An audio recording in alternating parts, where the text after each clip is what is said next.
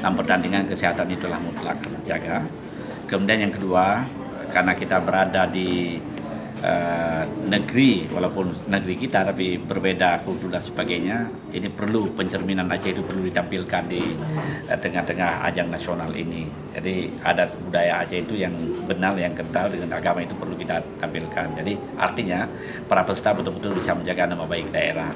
Kita doakan semoga anak-anak kita, para santri ini juga dalam musabaqah Qiraatul Kutub ini bisa membawa nama baik Aceh di ajang nasional.